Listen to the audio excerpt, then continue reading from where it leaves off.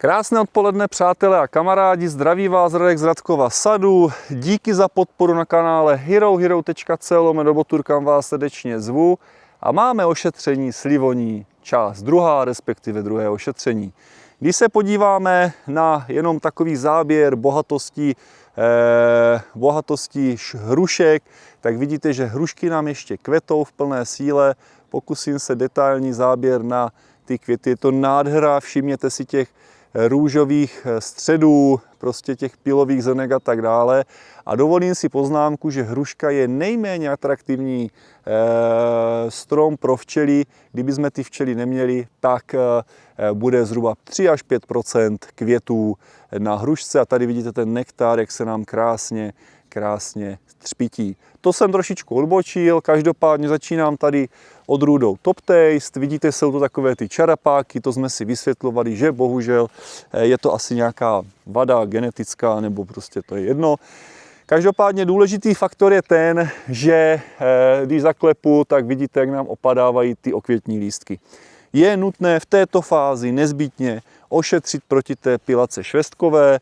Když se podíváme zde do středu těch květů, tak vidíme malé švestičky, které jsou krásně zelenkavé. Pokud by byly ty švestičky černé nebo byly prázdné, tak bohužel, a to vám ukážu později, mohlo poskytnout, byl mráz, foukal, včely nevyletěly. Víte, že těch drobných čmeláků a včel samotářek není takové kvantum, které by stihly všechno opílit. Za druhé, mohly se ty středy květů nachladit a hrozí, že vám to opadne. Nicméně důležité je, tady zrovna ukážu záběr, tento třeba opílen není, jo, tento opílen je, jo, vidíte ten rozdíl, tady je to do černá, tady je to krásně do zelena, respektive do bíla, do žluta. Takže důležité je, že i část ten mráz, nebo respektive to neopílení udělá svým způsobem probírku.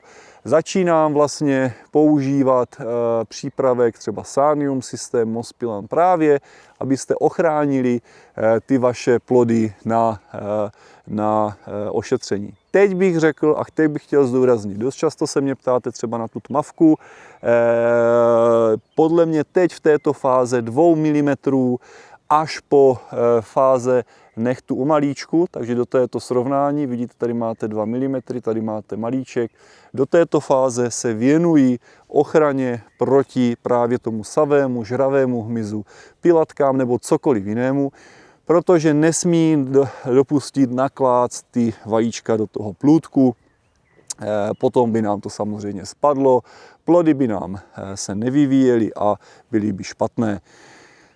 Zde byly špendlíky, zde mám ty rakouské blumy a tak dál, dole třeba se tam dostanu, byly i ty asijské švestky, ty prostě bohužel kvetou dříve, ty nám ten mrazík spálil, prostě zase, jak předešlé video, je toto multikulty, musíte prostě sázet různé odrůdy, nesázím jenom vždycky třeba po 5 nebo tak, abych měl variabilitu zde, jenom pro nově sledující od začátku až vlastně po konec jsem si vysázel, abych to měl i z hlediska dozrávání a z hlediska tolerance i třeba vůči šárce a dalším chorobám.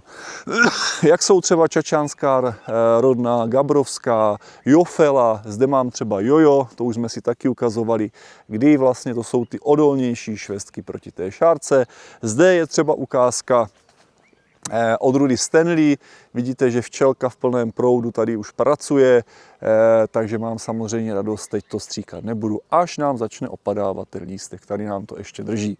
Ale třeba ta Stanleyovka nebo klasická domácí velkoplodá nebo bystrická jsou náchylné právě na virové onemocnění šárky, tak jak ten špendlík.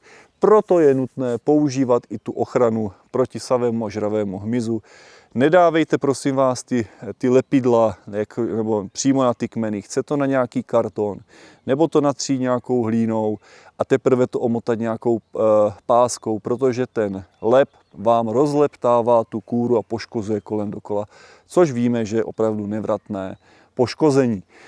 Takže věnujeme se i vlastně ochraně proti savému, žravému, ať tam nemáte přenosy těch šárek, těch virových onemocnění. Ty lístky by měly být takhle krásně zelené a proto už potom používám Sanium systém, Mospilan, případně výživy na list. Letos jsem přešel na ty výživy granulované, víte, že od firmy České víno, Fit, Calcifit a tak dál. Kdo chce, máte možnost si objednat přímo z Vinařského domu Kopeček, kde vám vlastně platí do konce dubna ta 10% sleva na všechno a kód najdete na mém blogu a to je vlastně ta podpora, kterou mi vlastně můžete udělat.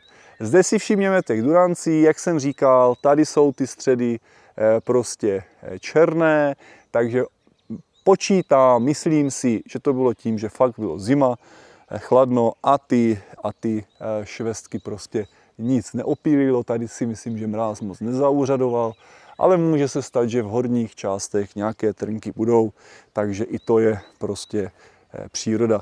Proto, pokud se vám to stane, považuji právě následující péči za velmi důležitou, tak jak vlastně první jarní ošetření, tak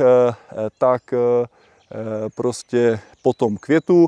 U všech druhů rostlin nenechávám to na přírodě, kdy jdu právě tím insekticidem, případně výživou s máčedlem, anebo to doplním tím fungicidem. Například u hrušní, které ještě kvetou, tam jsem to neošetřoval, až po odkvětu půjdeme na rez hrušňovou, což si povíme v pozdějších videích. Považuji to za velice důležité protože vlastně teď vy vychováváte už budoucí úrodu v následujících letech. Když to nebude v příštím roce, tak to může být za 2 roky, za 3 roky, ale je prostě nutné se postarat o ten strom z hlediska ochrany a právě dodat díky tomu postřikovači do těch vyšších pater ty přípravky. Ten systémový přípravek funguje tak, že vlastně když ho nastříkám zde nebo co nejvyšší míře, on se mě tou rostlinou přesune i do těch vyšších pater.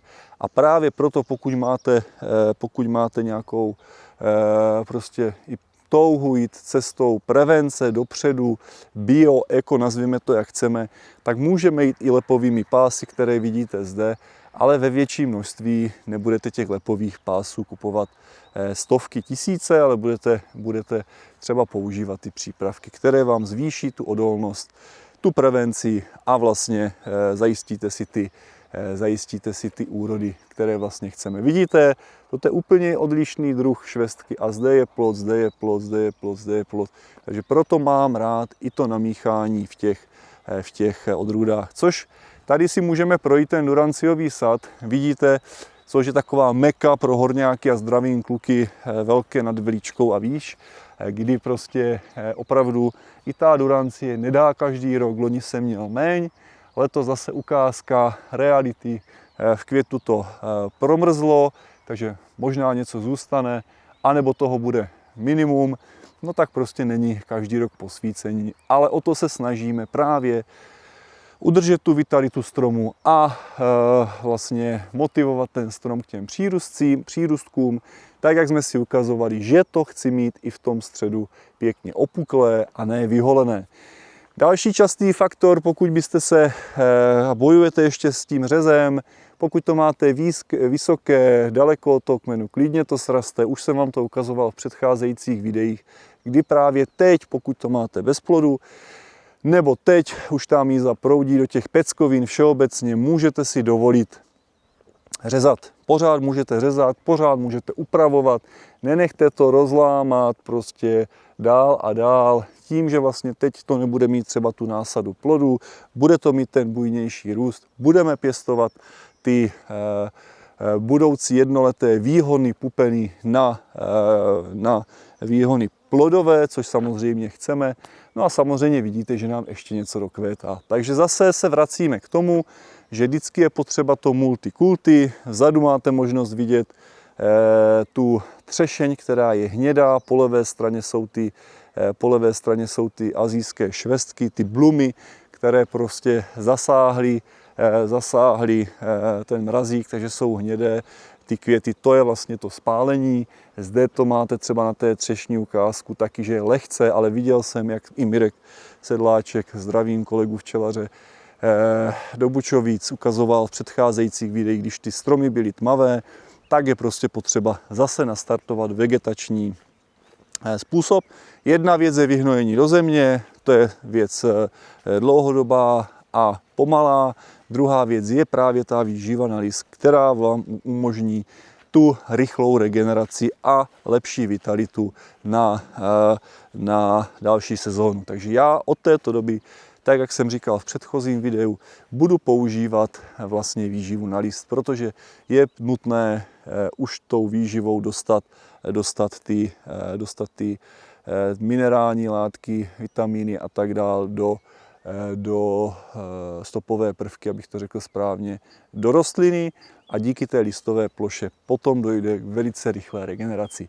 Každopádně, jak jsem říkal, já úplně hlavu nevěším, protože je to příroda, je to boj, já nechci točit populární videa, není to cílem Radkova sadu, nebudu vám říkat, že to stříkám svěcenou vodou, snažím se to dělat tak, abych to mělo efekt pro mě.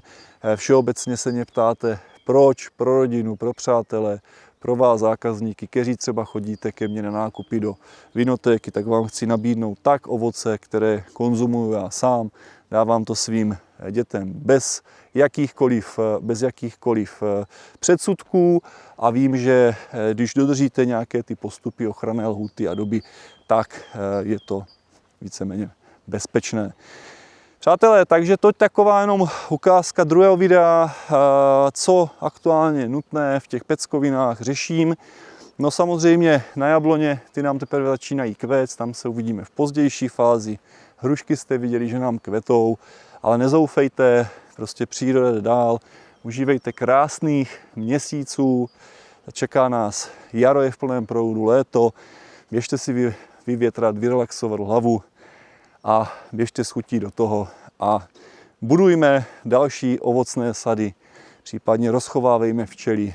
Myslím si, že to je jeden koníček krásnější než druhý a proto vám to tady točím. Mějte se moc pěkně, dejte mi like, odběr, zvoneček, díky za podpoře na mém blogu. Říkám, máte tam nahrátý slevový poukaz, když budete chtít ještě využít právě ty hnojiva, výživy, přípravky, platí to do konce dubna. Mějte se pěkně, zdraví vás Radek z Radkova sadu a ahoj.